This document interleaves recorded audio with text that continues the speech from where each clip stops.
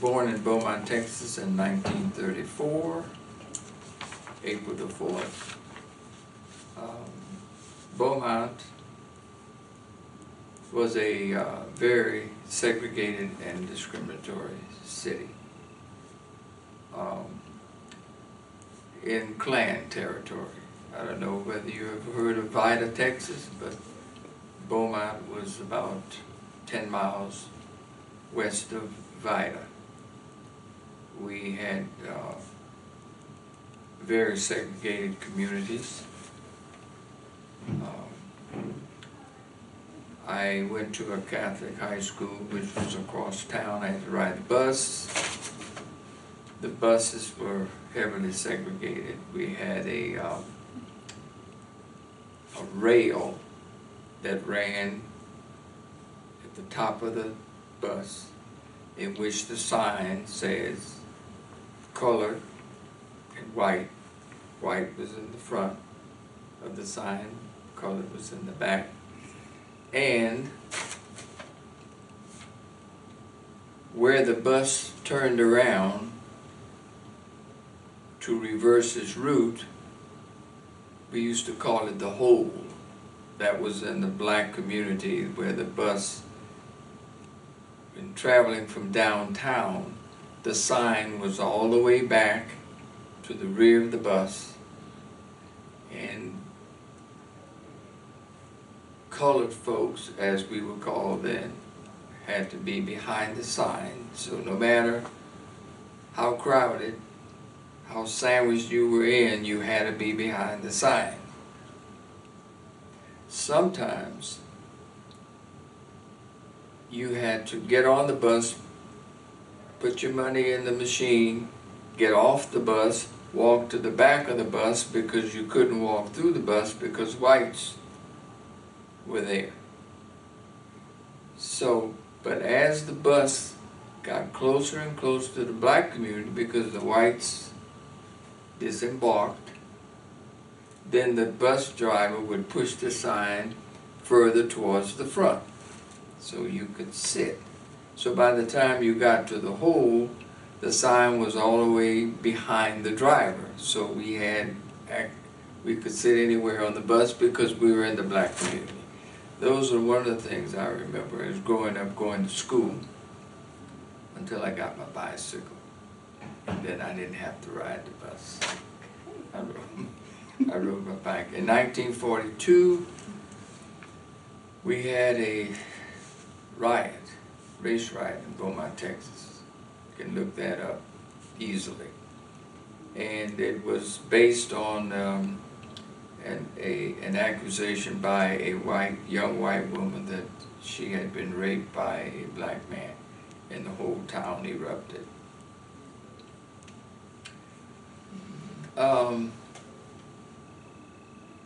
I grew up in a community in which we knew our place, because if we got out of our place, police were brutal. And do you remember some of the events that happened at the race riot? Oh yeah. I was about, let's see, that was in 1942, I think it was, and I was like 8 years old. All I remember is there was an organization, it still exists, I think it's called the police in Texas, Texas Rangers. Okay. Texas Rangers. They came into town, and when Texas Rangers came into town, nobody got out of their place because the policemen were brutal. People were wearing old rusty guns that they had stored up in the attic and what have you for protection. 2 or 3 people were killed, but see, Beaumont had a section for blacks, was downtown, their section, stores, businesses, the movie theater, and so that was easily accessed to whites who came in and tore the place up. 8 years old, you know, I didn't know too much about. I was protected, but Beaumont was a very, very, very difficult town to live in. As I said, I went to a Catholic high school, so I had to travel across town to get to school until I got my bicycle and rode my bike. Graduated from high school in 1951.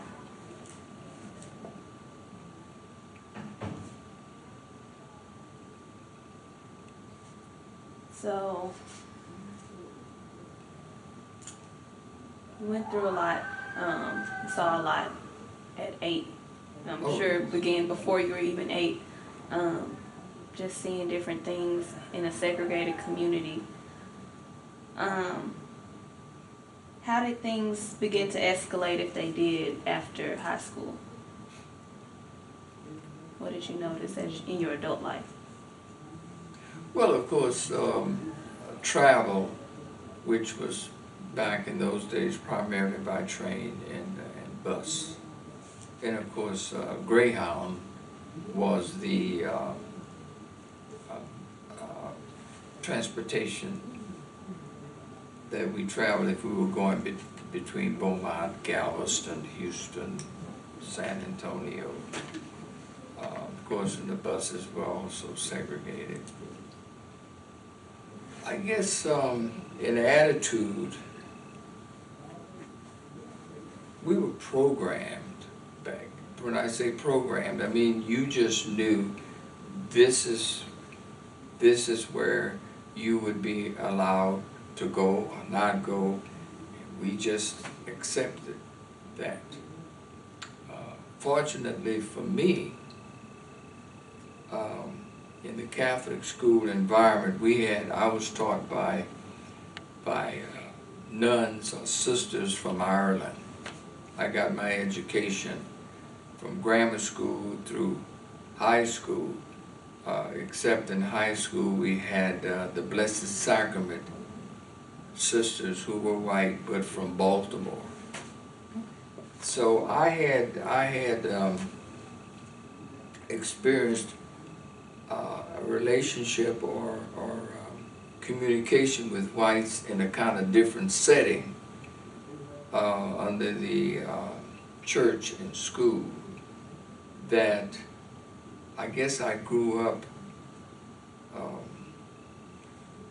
under certain circumstances comfortable being around whites in my relationship with the nuns and priests and so forth. Okay. So That's really good. So you had a relationship kind of built in at a young age, and like you said, it's as if you were just born into it. It was already that way. Oh, absolutely. Right. Oh, absolutely. Right. Yeah. So, do you have a particular story that you want to highlight, or anything in particular that you can recall that really stuck with you? Oh, absolutely. Because when I graduated from high school, I had a scholarship to Xavier University in New Orleans. The summer of 1951, I came to San Antonio to visit my aunt. And while I was here, I was introduced to a Professor Taylor from the only black high school in San Antonio, Wheatley High School. And he, together with a Catholic priest, approached me and asked me if I would apply to St. Mary's University in San Antonio. And of course I said, well, I'm scheduled to go to Xavier University. I was 17 years old. So they talked to me and said, well, this would be a really good thing. We think St. Mary's University is ready and prepared to integrate. We would love you. We think you're the candidate that, because you graduated from a Catholic high school, you had a good transcript and all that stuff. So they convinced me that I should do that. And I did. And that's why I showed you this letter. Because after I did that, I received acceptance. Hold it up. Okay. This is the letter that I received from the Dean and Registrar of St. Mary's in 1951, Thomas J. Treadway, Dean Registrar. Do you mind reading a little bit of it for us? Sure. It says, Office of the Dean and Registrar, August 29, 1951, St. Mary's University of San Antonio, Texas. And it says, Mr. Anderson, dear sir, we hereby accept your application for entrance into St. Mary's University for the fall term beginning next September. Your transcript of credits has been received and it is acceptable. We think that we can provide excellent facilities in an environment suitable to study, and we believe that you will be glad of your decision to come to St. Mary's. Yours, very truly yours, Thomas J. Treadway. I received this, and of course, I wrote to my school in Beaumont that I was giving up the scholarship and was going to go to St. Mary's. September the 18th, 1951, I went out to the campus for freshman registration, got in the line, the freshman queue, worked my way up in line. Of course, I had a lot of students who were looking at me. One student said, "Can I help you? You got to be in the wrong place." And I said, "Well, no thanks, I'm all right." So when I got to the registrar's window, I had his letter, and I gave him the letter. He picked it up and read it and said, "We had planned to do this." Now, the this I interpret to mean we had planned to integrate the university, but something has come up and we can't do it. So I went back to the professor and Professor Taylor and the Catholic priest and told them what happened, and I'd given up my scholarship. What was I to do? So I was told, well, for now, we want you to go to St. Philip's College. And that's what I did. In November, I think it was, and I lost that letter. I got another letter from the Dean Registrar of St. Mary's University. They apologized and said, "We want you. Please come to us in the spring semester of 1952. I was too frightened. So I stayed at St. Philip's, graduated in 1953, went to Morehouse in Atlanta. So you definitely took a whole nother turn. I did. Yeah. I've been asked, what did you feel? First of all, I was frightened because I was asked to go to the campus for registration alone because they wanted no publicity. It was a Catholic university. I was coming from a Catholic high school. We didn't want express news and nothing to know. So I was asked to go to the campus alone, and I did. And then when you still got there. Yeah. Mm-hmm. As a follow-up to that story, I have this is a Express News about Mrs. Hattie Briscoe, who was the first black student. She was a law student to graduate from St. Mary's University. So when I read this article, it says, when she entered St. Mary's in 1952, only one other African American, a man, had been accepted, and he failed to graduate. So when I read that, I said, they gotta be talking about me because I am the first African American male to be accepted at St. Mary's. But the part that I failed to graduate inferred that I went there and I failed to graduate, but I never did attend. So that got my attention. So what I did, I got in touch with the St. Mary's University Rattler staff. And I was interviewed, and this is the story that they said, titled, Setting the Record Straight.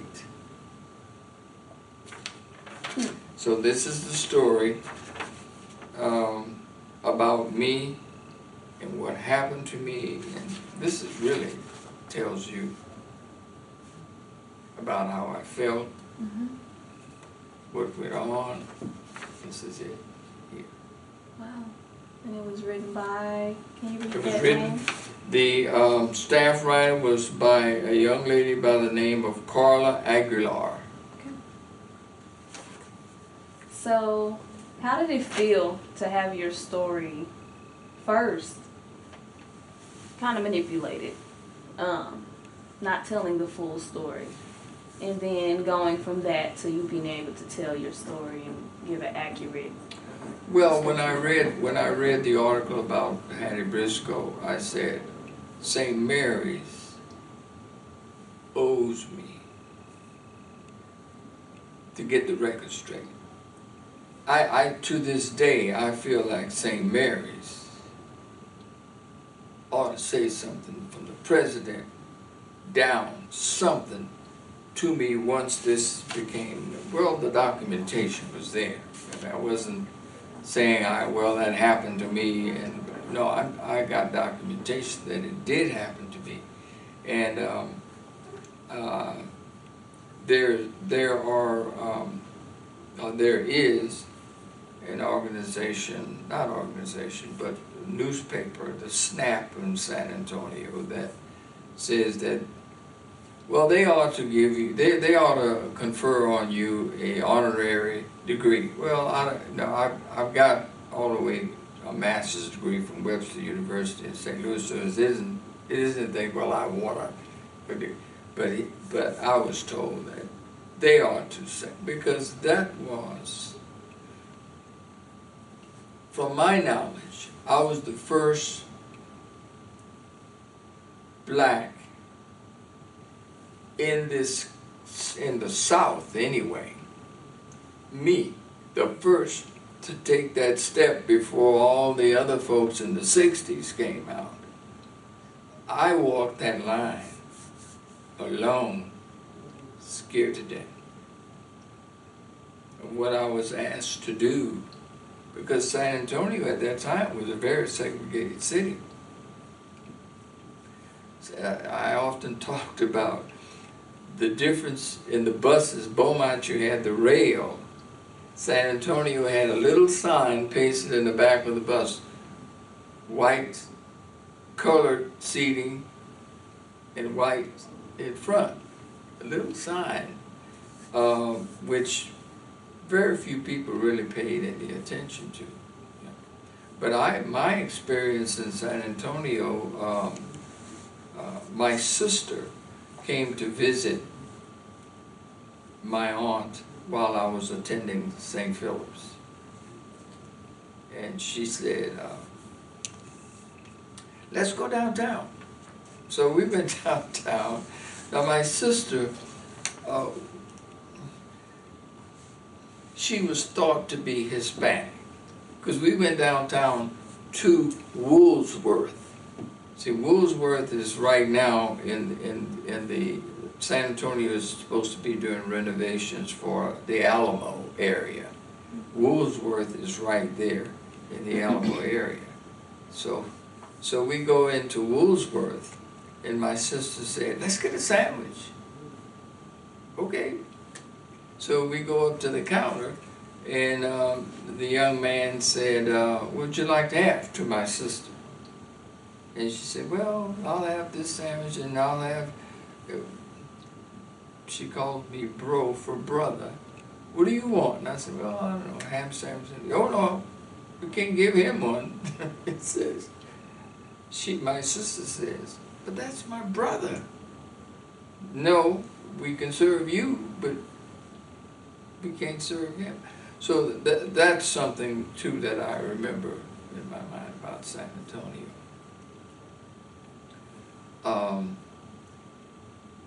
I could keep you here for days talking about my experience. Right. You know, traveling on the bus after I got married. My wife and I traveling from San Antonio, from Beaumont back to San Antonio.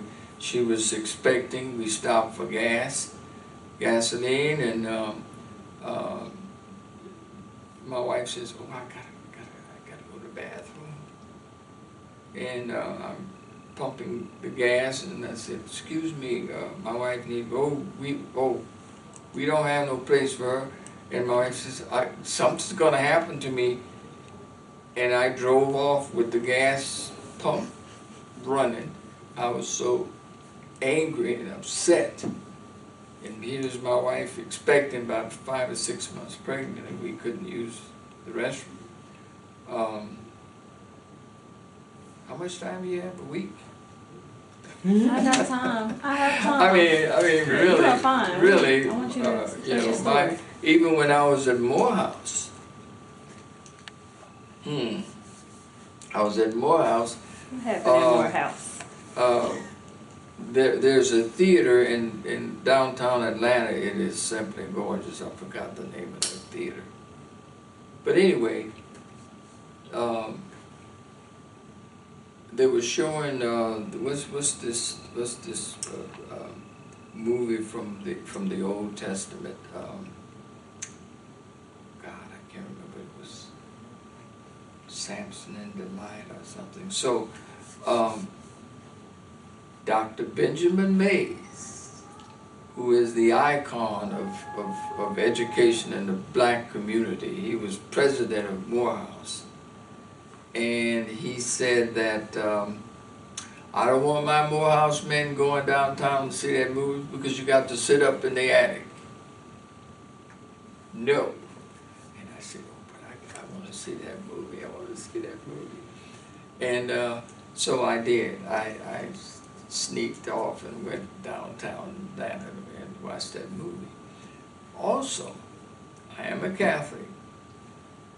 Morehouse had a requirement that all men attend Sunday Vespers. So I asked permission, because I was Catholic, to go off campus to church on Sunday. So I went in the church, and the usher said to me, "You have to sit in the back." Excuse me? And when it came time for communion, I had to wait until all the whites in the church had received communion before I could go up and receive communion. This is some of the things that I experienced in my life. In the military also. I came in the military in 1954. experienced a lot of racial negative impacts on me in uniform at Lackland Air Force Base, San Antonio. But my first assignment was in Ardmore, Oklahoma. There was only about 75, 100 blacks on the base. We had no recreations or anything that we could do on base. If they had dances, we couldn't go on base. So, we were getting antsy. Nothing to do. So the commander got nervous because he says, well, you know, all these black folks over there, they're getting kind of antsy. We got to do something for them. He took an aircraft and flew it to San Antonio. Not he personally, but he ordered pilots to take the plane and fly here.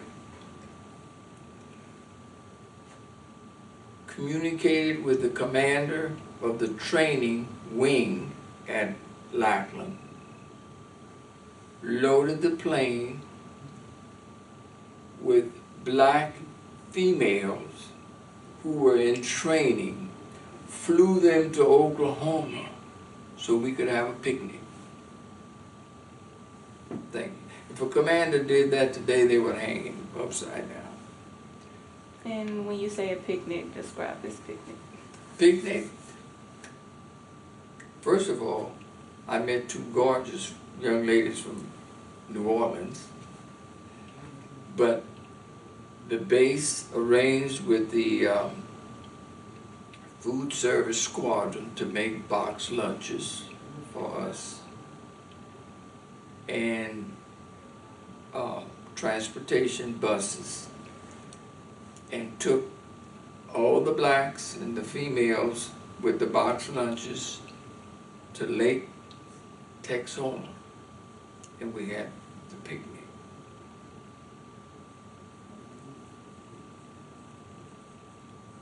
We enjoyed it, but at the time, the significance of the racial, some of the racial things that happened in the military, you know, wasn't factored in so much like having the young ladies come out and we could have a picnic. That's just some of the things I've experienced in the military. In the Bay Area, San Francisco Bay Area, that would have to be like 1969. Travis Air Force Base was shut down by blacks who had reached a point that said we weren't going to have this. We're not going to settle for the racism in the military at the time they shut the base down.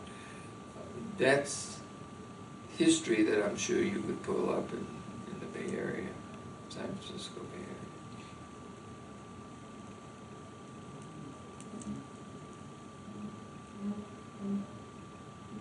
How do you feel like being Catholic and experiencing racism in church?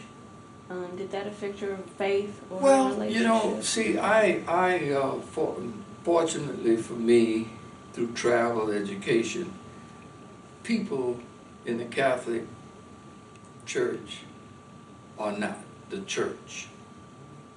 We talk about geographics, different places where you live, people with different cultural backgrounds and training, and so I've been able to. So that has never been a problem for me with the church, because we have people, Catholics, who profess to be Christians and are not. So I've been able to handle it. So it doesn't affect me as far as how I view the Pope and various locations where you have bishops and so forth. That's who they are, you know. Okay, so you didn't take it out on the entire Oh, incident. absolutely. Okay. How does it feel telling your story today?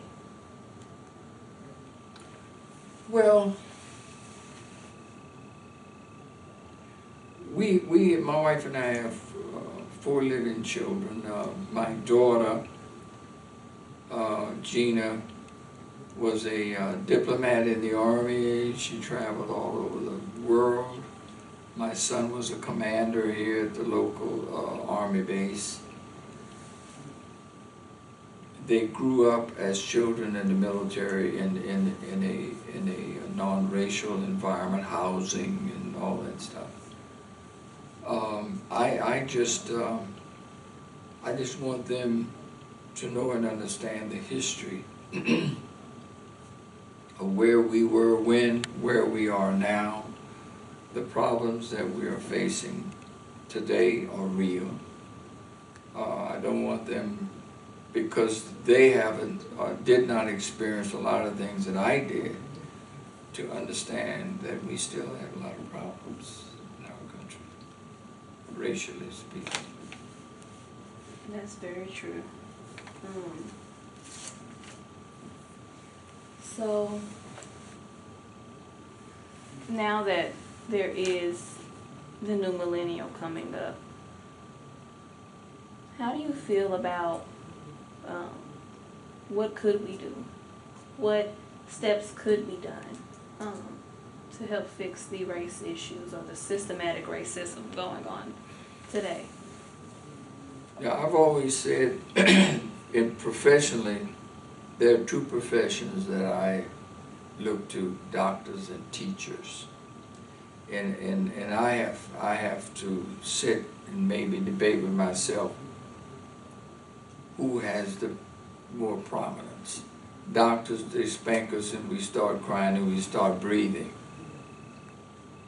Teachers got the opportunity to get here. You're thinking, knowing how to read and write, research, because I think education is the primary source to bring about the kind of equality that we say under the Constitution that we have a right to. So that I think it's important to know history, to understand the power of the vote. That's where it's at.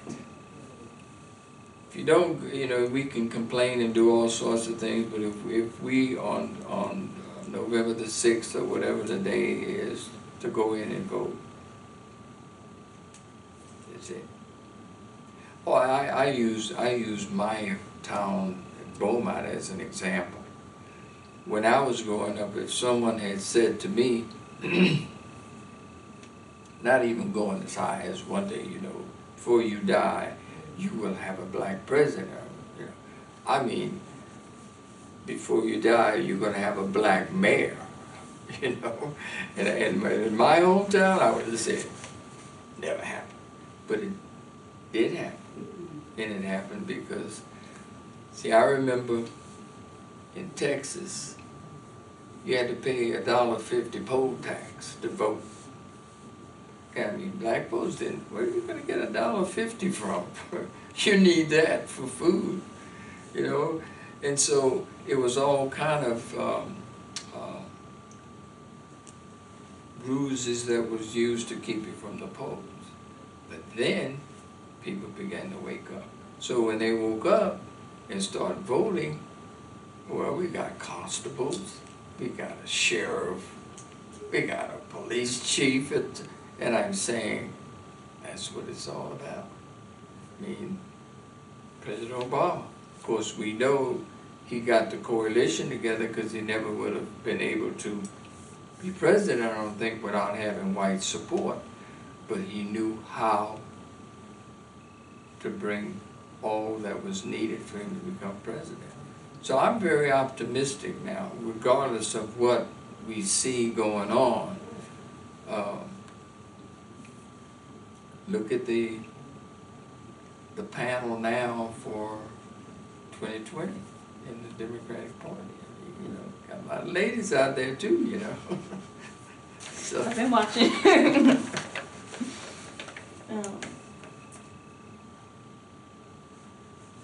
So how do you, and I think this is a good question, how do you feel like the race relations now are different from race relations then? And I want to add to that, how are your relationships with people in power now? Do you hold some of the things that happened to you kind of against them, or have you moved on? Be able to forgive? Well, no, I moved beyond that a long time in my life, because I must say that I have in my life wonderful white friends. Not only friends, but in my family, interracial. My daughter is in an interracial marriage, and I love the guy. So I've been able to, because of experiences in my life that goes all the way back to Beaumont, because my mother happened to be working for a white woman. My mother was a domestic, and this woman was simply wonderful. The nuns that I happened to, in fact, here in San Antonio, I go to events where some of those nuns are still alive, and I have met some, you know, and I go back in history and everything. So no, I've moved beyond that, because I just think that there's good and evil in all ramifications. Okay, so I'm very optimistic for our country. It's just that the youngsters who've been out saying we gotta go to the polls, folks. We gotta go vote. That's in a democracy. That's where the potential power is, at the polling box. We have a president that a lot of folks, you know, saying he's there. I don't worry about him. I worry about the people who are supporting him, where they're coming from, because I know who he is. I know what his philosophy is. You know, it's the folks, because when we talk about communications,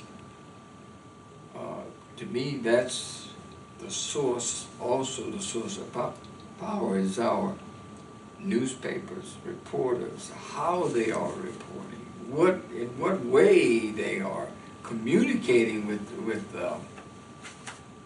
us. I listen to some of the reporters, and I'm saying, why don't you ask these questions? You know, why are you sitting there and just letting this float right over your head? Because you're not asking the right questions for people to get the kind of feedback that we need in order to make decisions when we go to the polls. Right. So why did you want to tell your story today? You know, I was at the NAACP meeting Thursday night, and I met Steve Miller. He gave a little talk, you know, and said, well, we got this project going. And I said, Steve, I'll be there. So that's why I'm here, because this campus we're on right now, if it could talk, when Mrs. Bowden, the founder, was still walking the old rickety wooden floors that we had in the administration building. We only had two buildings, administration building and the gymnasium that's still there. And I had to stop and look in, because I played basketball on the same floor that's there. And what we experienced in textbooks, we borrowed those from San Antonio Junior College. We got the throwouts. We had some excellent teachers, professors. One I had was from Atlanta. She was a Sorbonne graduate in France, and she taught French I took French from her. She was the reason I went to Morehouse, because I was going to go back to Xavier. Oh, no, no, no, you got to go to Morehouse. You got to go to Morehouse. So what I'm saying is that what we went through here at St. Philip's to get an education, when we had nothing. We didn't even have a rec building where we could go buy sandwiches until the district bought an old wooden army throwaway that we renovated, and we had a snack bar. But the kids got an excellent education foundation from the professors we had here. Yeah, so the journey has been a tough one, but it's been worth it. Yeah, you know, it's been, I was walking the campus coming here to the, and I said, where's the Sutton Learnings? G.J. Sutton I knew here in San Antonio. The young lady here, Mrs. Briscoe, all those were pioneers who paved the way for what we see in San Antonio. We did. A good friend of mine just got a judgeship, city councilman. All of these wonderful things that have happened, a lot had to do with this campus. I look at this tremendous facility here and I'm saying, oh my God, all the land around here, we played touch football. You know, we had nothing here except teachers who wanted us to move on. Yeah, history teachers, science teachers, Mr. Lee, I could name the professors who was here. You can name some of them. Mrs. White, who was the English teacher. Mr. Turbin, whose building was just dedicated to him. It's right here on the campus. Turbin Center, something like that. Yeah, you know, personal friends. Not only was he my sociology teacher, but I knew him personally. So I'm telling my age right now. Okay. Yeah, I came here 17. I'll be 85 next month. So anyway, that's what I was doing. Is there anything else you would like to add? No. I think this is a wonderful event that's going on now that you guys are doing, because this is history, and this is where I go back to when we say, well, where are we going in our nation? You know, we're very young nation, comparatively speaking, with France and England and what have you. But the future, if we look at it from the right perspective, we're moving. Yeah, we're going. Right. Right. Okay. Well, I want to thank you for telling your story. Thank you for your time. Thank you for coming. Thank you for being a pioneer and helping us to be able to integrate schools and be able to live the life that we have now. I really appreciate it. Yeah, I think that all of the young people, and I come in contact with a lot. I used to teach Sunday school to the basic trainees, military basic trainees. Got a lot to look forward to, but you're gonna have to roll up your sleeves though, and put your shoulder to the plow, because there's a lot of work to do. We see what's happening in our country now. When you get the wrong people in the right places, or what can happen, and if we become complacent and go to sleep, we're going to find ourselves in a lot of more trouble than we're in now. So come 2020, it's time to go to the polls, folks. Move.